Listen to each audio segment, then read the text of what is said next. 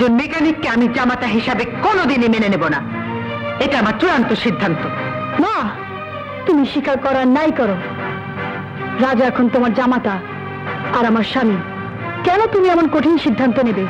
নেব এই জন্য, যার দাদা এই বাড়ির ড্রাইভার ছিল, যার বাবাও এই বাড়ির ড্রাইভার ছিল, তার ছেলে জামাতা হিসেবে এই বাড়িতে স্থান পাওয়ার প্রশ্নে ওঠে না।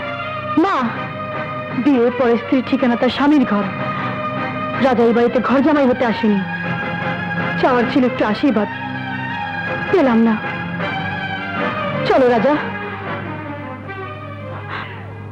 দাঁড়াও!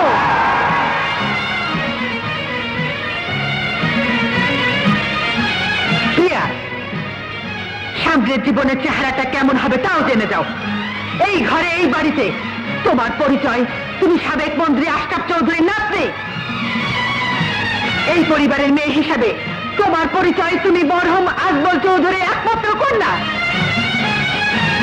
কিন্তু এই রাজার হাত ধরে এই বাড়ির চৌকাঠে গেলে তোমার পরিচয় হবে তুমি মেকানিকের স্ত্রী, একজন ড্রাইভারের পুত্রবধূ।